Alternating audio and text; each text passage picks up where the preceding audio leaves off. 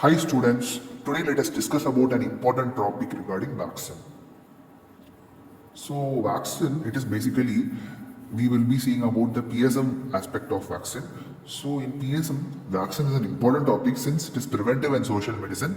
The most important concept is vaccine. So vaccine is asked in VIVA, it will be asked regarding in your spotters, it will be asked regarding in your theory exam, and most importantly, your spotters exam and your theory MCQs will be asked with respect to vaccines. So we need to understand the concepts regarding vaccines. So in vaccines, you should need to remember its definition. It is your biological preparation that promotes active immunity in the body. That is your vaccine definition. So I repeat, it is a biological preparation that promotes active immunity in the body. So the definition is written. Next concept is your some important facts that you need to remember regarding vaccine. Is Edward Jenner is the one who developed the first vaccine. The vaccine is smallpox vaccine, as you know. And regarding another fact is, there is one word in PSM, there is one line in the PSM. So you need to emphasize that.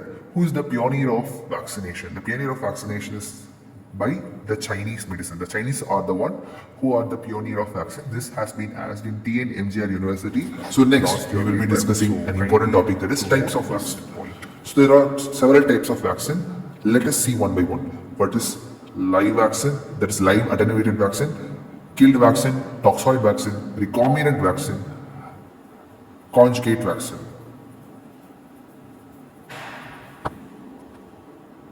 Once again, live attenuated vaccine, killed vaccine, toxoid vaccine, recombinant vaccine, and your conjugate vaccine. There are several types, other than these several types, but you need to remember this only.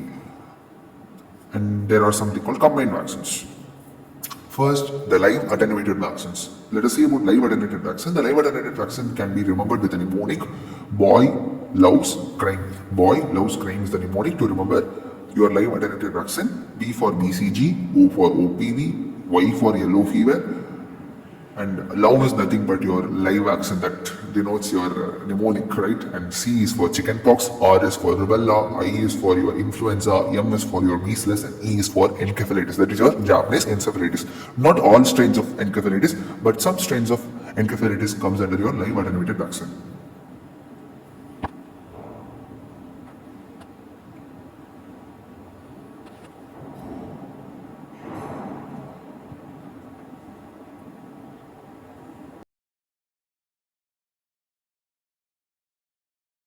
And up next is your killed vaccine. The killed vaccine is an example of, that is Japanese encephalitis, that is your Nakayama Beijing strain of Japanese encephalitis comes under your killed vaccine. Normally you need to remember one difference is that the killed vaccine is safer in pregnancy and immunosuppressive agents, whereas live vaccine is not in the pregnancy and immunosuppressive agent. Your toxoid vaccine include TD vaccine, and your recombinant vaccine include hepatitis B vaccine, HPV vaccine, and cholera toxin vaccine. And your conjugate vaccine is your PCV vaccine, pneumococcal conjugate vaccine. Understand one concept: live vaccine is contraindicated in pregnancy, whereas killed vaccine is safer to use in the pregnancy. Also, you need to remember some more facts regarding vaccines. That interesting facts will be posted as a shorts in this channel, so kindly follow us.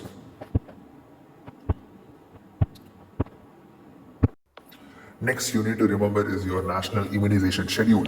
Yes, for every spotter they will expect to write this immunization thing, at which time, at which site the vaccines are administered. You need to remember the national immunization schedule very well.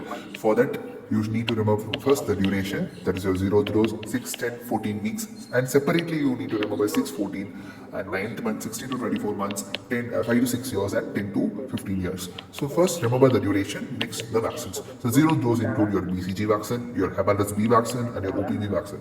And your 6, 10, 14 weeks, it includes your Pentavac, Rotavac, and another oral vaccine is your OPV vaccine. And your 6th and 14th week vaccines include your FIPV vaccine and your PCV vaccine. And this 614 vaccines, there no, this one will repeat in the ninth month. That is your FIPV booster and your PCV booster. Also, you will give MR vaccine, Japanese encephalitis vaccine, only in the endemic area. Only in the endemic area, the Japanese encephalitis vaccine is used. And another vaccine with the MR is your vitamin A vaccine. Yes, vitamin A and MR measles are closely related. The concept behind this is explained as a short in this channel itself later. So please follow us. Next, you are 16 to 24 will repeat the same. 16 to 24 you will have this MR vaccine, Japanese encephalitis vaccine, and vitamin A vaccines. Also, you will be having DPT vaccine, and your 5 to 6 years will have your DPT booster, and 10 to 15 years you will be having your vaccine, that is your TB vaccine.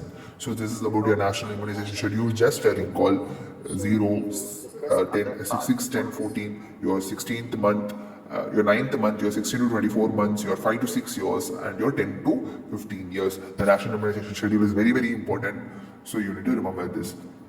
Next, your site of administration. The site of administration is nothing but you need to remember where it is administered for a young born. So for that, you need to remember this picture. That is your right side of this body and left side of this body. The left arm usually given with BCG vaccine and Japanese encephalitis vaccine, whereas your right hand is given with your MR vaccine, and your right anteromedial aspect of the thigh is given with your pentavac components. That is, what are the pentavac components that include diphtheria, pertussis, tetanus, DPT vaccine, your hepatitis B vaccine, or given in the right and anteromedial aspect of the thigh, whereas your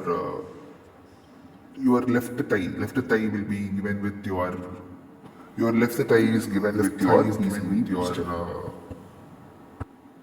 Next, you need to remember the route of admission of these vaccines: intradermal, intramuscular, and subcutaneous are there. Intradermal includes your BCG vaccine and your FAPV vaccine. The intradermal dose is usually 0.1 ml, whereas all other intramuscular and subcutaneous will be given at a dose of 0.5 ml. And your subcutaneous vaccine include your MR vaccine and Japanese encephalitis vaccine. All other intramuscular vaccines in the national immunization schedule, whatever vaccines in the national immunization schedule other than these 4 vaccines, comes under intramuscular route. I repeat, in the schedule of national immunization schedule, whatever vaccines comes other than this one will comes under intramuscular vaccine. So this is about your vaccine. And the next important domain here is your OPV, that is OVP, that is your open vial policy. So open vial policy is the concept where the vaccine wastage is absolutely reduced. The vaccines opened can be used up to a duration of 28 days, whereas this is applicable for some vaccines only, not for every vaccines. Not for every vaccines this OVP is eligible. In order to remember this OVP easily, we are having a trick, that is the vaccines will start with T and the P. It is wrongly written there, not or, that is P. The vaccines which have P and T will obey OVP, all other won't. For example, the only exception is Rotavac. Rotavac does not obey OVP. This exception from this rule, all other vaccines in the national immunization schedule will obey OVP. So this is very, very helpful in spotters and viva. So you can use this trick. Also, the OVP is not OVP is followed by your BCG vaccine. Non-reconstructed BCG will obey OVP, whereas reconstructed BCG will not obey OVP. You need to remember this.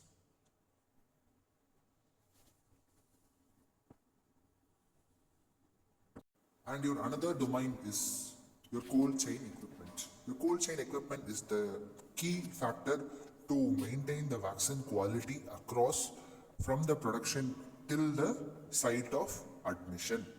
And this is maintained by proper storage and proper transport, and this is done with respect to several equipments that are available. Regarding cold chain equipment, this is a detailed view, but in order to have some concise knowledge regarding cold chain equipment in Viva and Spotters, this part is essential, this part is enough. So in order to remember this OVP, you need to remember the level of storage of vaccine. There is your state level, district level, PHC level, subcenter level, and your sessions level. In district level, there is mass storage. In state level, there will be mass storage of vaccine. Mass storage of vaccine is needed. And for that, and in district level and PHC level, there is some storage of vaccine is needed. And the subcenter level, there is minimum storage of vaccine is needed. And in sessions level, whatever vaccine is used, that is needed to be properly stored. And in state level, since there is mass storage of vaccines required, we use walk-in cold rooms and walk-in freezers. And there is a trick.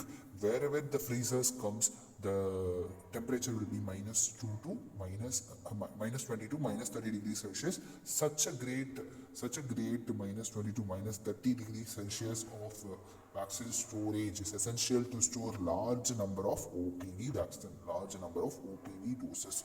Whereas you are coming with respect to walk-in cold rooms and other vaccines, whatever cold chain equipments which not comes freezer will store will have a temperature of +2 to +8 degrees Celsius, and that is enough for remaining all vaccines.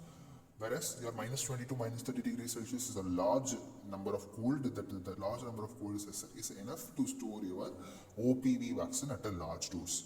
So in state levels, it can store the vaccines up to 3 months. Whereas in district levels, and PHC level, we use ice-line refrigerators and deep freezers. And this ice-line refrigerators and deep freezers, in the state level, in the district level, there is large ice-line refrigerators and large deep freezers, and in this PHC level, there is small ice-line refrigerator and deep freezers. So district and PHCs will store these vaccines for up to a temperature of for up to a duration of 1 month, whereas your state will store up to the vaccines of up to a duration of 3 months. As I said, ice-line refrigerators, as I told, refrigerators, so it will store temperature +2 to +8 degrees Celsius, and that is for remaining vaccines. Ice-line and your deep freezers, so it is -20 to -30 degrees Celsius, that is store OPV vaccines. And your subcenter, coming about subcenter, the subcenters will have your day carrier and vaccine carrier. They store vaccine up to a duration of 1 to 2 days. Whereas your sessions level, we use ice packs, and the duration of storage of vaccines will be 1 to 3 hours. This is about your cold chain equipment. The part of adverse event following immunization will be dealt as a separate video, so kindly do subscribe our channel. And your next concept is vaccine vial monitor. Normally the vaccine vial monitor is an indicator, heat sensitive indicator, that will show the quality of vaccine visibly.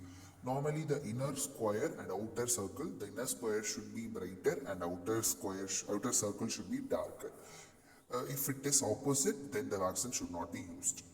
If inner square and outer circle is same color, then also you should not use the vaccine.